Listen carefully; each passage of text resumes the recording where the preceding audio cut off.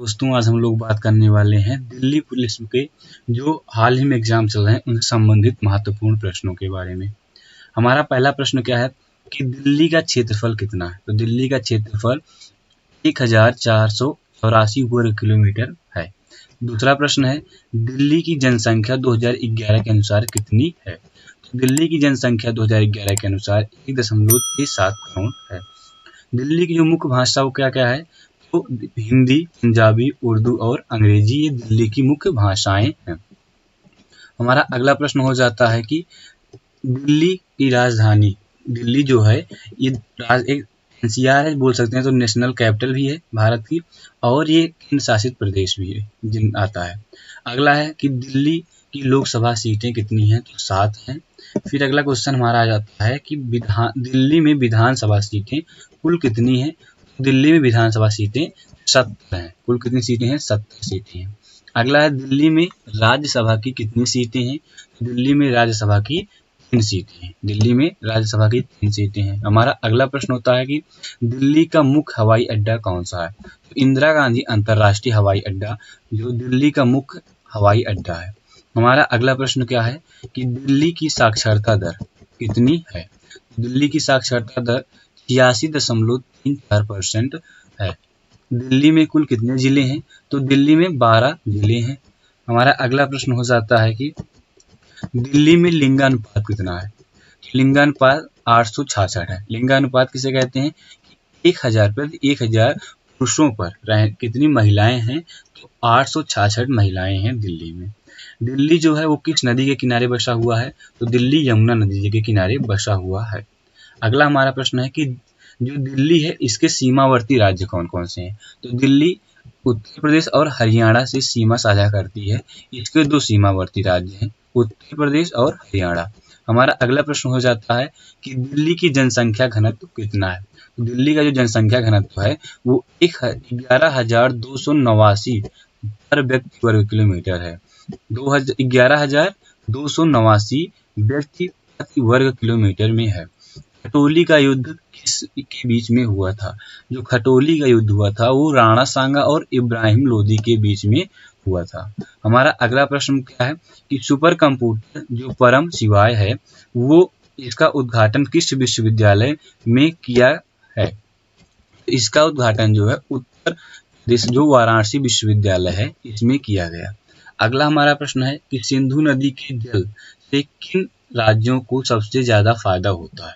तो सिंधु नदी ऊपर ये जम्मू कश्मीर के एरिया से जाते हुए पंजाब से ये चली जाती यहाँ पर है, तो इसमें 2 ही राज्यों को ज्यादा फायदा होता है, दिल्ली जम्मू कश्मीर और पंजाब को। तो हमारा अगला प्रश्न हो जाता है भारत का संविधान संशोधन जो है वो पहला वाला संविधान संशोधन किस वर्ष शुरू हुआ। तो भारत का पहला संविधान संशोधन 1951 में, किसमें 1951 में किया गया। डायनामो क्या है, ये एक यांत्रिक ऊर्जा को विद्युत ऊर्जा में बदलने वाला यंत्र है। अगला क्या होता है, हमारा अगला प्रश्न है कि अगरतला कहाँ की राजधानी है। तो अगरतला त्रिपुरा की राजधानी है।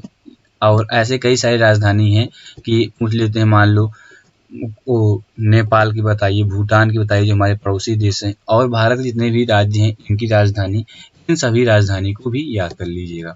अगला है वर्ल्ड एनजीओ डे मनाया जाता है। वर्ल्ड एनजीओ डे कब मनाया जाता है, 27 फरवरी को। अगला हमारा प्रश्न हो जाता है एरोफ्लोट किस देश का विमान सेवा है। जो एरोफ्लोट है ये रूस की विमान सेवा है। अगला है किसान सम्मान निधि योजना की शुरुआत मोदी जी ने कहाँ से की थी।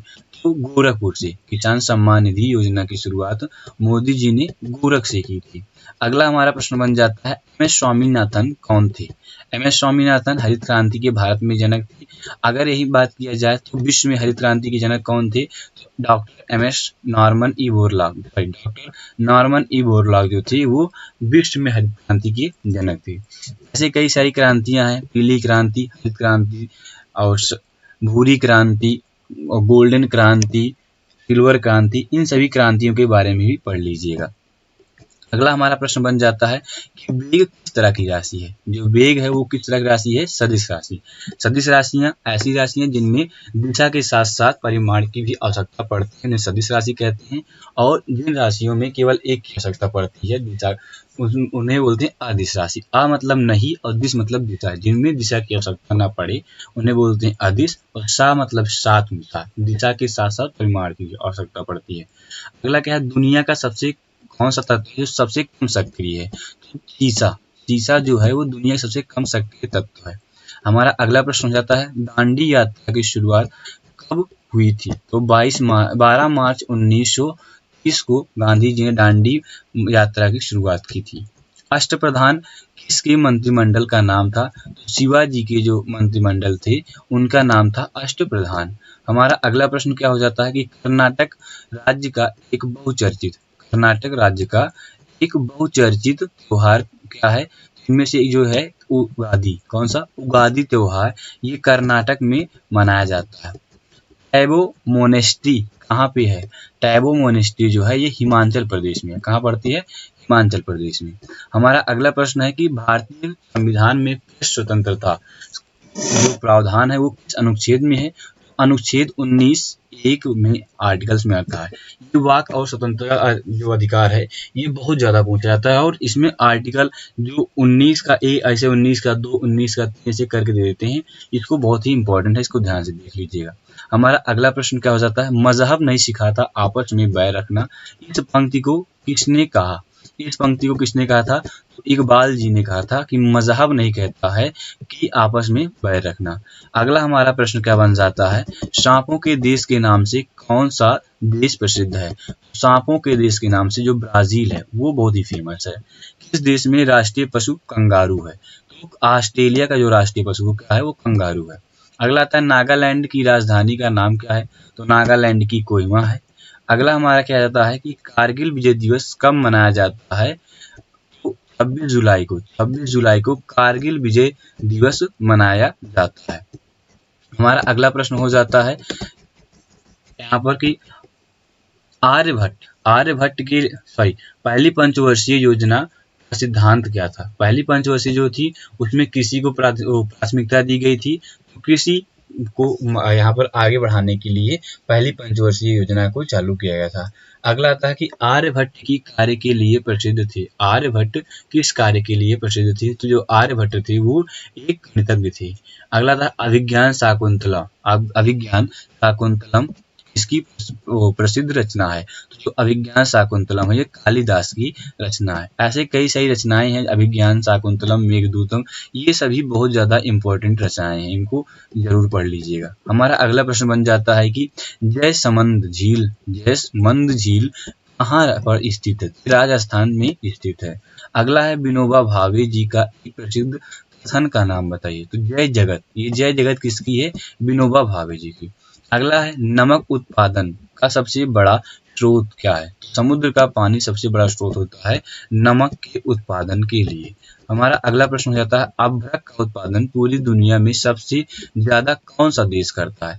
पूरी दुनिया में जो चीन है ये सबसे ज्यादा अभ्रक का उत्पादन करता है। द्रव्यमान का एसआई मात्रक क्या होता है? तो किलोग्राम होता है। द्रव्यमान का एसआई मात्रक क्या होता है? किलोग्राम होता है। विनिपेग झील किस देश में स्थित है? विनिपेग झील कनाडा में। कहाँ पर? कनाडा में पड़ती है विनिपेग झील। अगला क्या है? सुभाष चंद्र बोस ने फॉरवर्ड नामक पार्टी कब बनाई थी? जो फॉरवर्ड ब्लॉक की स्थापना की सुभाष चंद्र बोस ने तो वो 1939 में की थी। कब बनाई थी? 1939 में। ये बहुत इंपॉर्टेंट है, पूछ लेते हैं कि फॉरवर्ड ब्लॉक की स्थापना किसने की थी? याद रखना सुभाष चंद्र बोस जी ने की थी। शिमला समझौता किस वर्ष हुआ था? शिमला समझौता किस वर्ष हुआ था? 1972 में। जो शिमला समझौता हुआ था वो 1972 में हुआ था। अगला क्या है? डिवाइन कॉमेडी नामक किताब किसने लिखी थी? डिवाइन कॉमेडी नामक किताब दांते ने लिखी थी। किसने लिखी थी? दांते ने डिवाइन कॉमेडी नामक किताब लिखी थी। विश्व का तीसरा सबसे बड़ा महाद्वीप कौन सा है? विश्व का सबसे बड़ा तीसरा महाद्वीप है उत्तरी अमेरिका। विश्व का सबसे बड़ा महाद्वीप बात किया जाए कौन सा है, तो हमारा एशिया महाद्वीप है, जिन पर हम लोग रहते हैं। ऐसे कई सारे महाद्वीप हैं कि भारत में जितने महाद्वीप हैं, कितने महाद्वीप कुल हैं, तो भारत में कुल 7 महाद्वीप हैं, उनके नाम याद रहने चाहिए। और सबसे बड़ा कौन सा, सबसे छोटा कौन सा। अभी हाल ही में भारत का भारत कह रहा हूँ, पूरे विश्व में अभी तक 7 ही महाद्वीप थे, लेकिन अब हाल ही में 8वें महाद्वीप की भी खोज कर ली गई है। कंप्यूटर का दिमाग किसे कहा जाता है, जो कंप्यूटर होता है उसका दिमाग सीपीयू को कहा जाता है। किसे कहा जाता है, सीपीयू को कहा जाता है कंप्यूटर का दिमाग। हमारा अगला प्रश्न हो जाता है, कौन सी पहली न्यूज वेबसाइट है जो ऑनलाइन हुई। है कि सबसे पहली कौन सी न्यूज वेबसाइट ऐसे कहा जाए तो वो कौन सी है, द हिंदू। कौन सी, द हिंदू नामक न्यूज वेबसाइट है जो सबसे पहली ऑनलाइन हुई थी। हमारा अगला प्रश्न हो जाता है, भारत रत्न देने की शुरुआत कब से की गई, तो 1954 में भारत रत्न देने की शुरुआत की गई। और भारत रत्न कौन देता है, तो भारत के जो राष्ट्रपति होते हैं। जब ये शुरुआत की गई थी तो उस समय भारत के राष्ट्रपति डॉक्टर राजेंद्र प्रसाद जी थे। तो ये भारत रत्न की शुरुआत हुई थी। और भारत रत्न सबसे पहले किसको मिला था, बात की जाए तो भारत रत्न जो था वो सबसे पहले मिला था, तो 3 लोगों को सबसे पहले भारत रत्न दिया गया था। उनमें से जैसे एक मूवी आई है RRR, वैसे उनका नाम था। पहला कौन थे, राजगोपालाचारी, जो सी राजगोपालाचारी थे।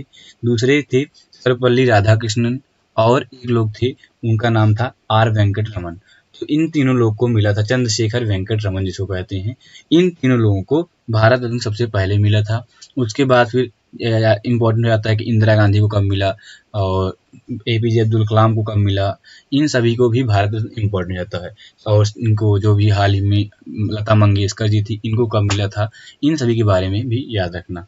अगला हमारा प्रश्न हो जाता है कि संस्कृत व्याकरण का जनक किसे कहा जाता है। संस्कृत व्याकरण का जनक पाणिनि को कहा जाता है। किसको कहा जाता है, पाणिनि को कहा जाता है। एक लोक नृत्य है बिहू। बिहू लोक नृत्य कहाँ का है, वो असम राज्य का है। कहाँ का, किस राज्य का है, बिहू असम राज्य का लोक नृत्य है बिहू। अगला है, भारतीय फिल्म का जनक किसे कहा जाता है।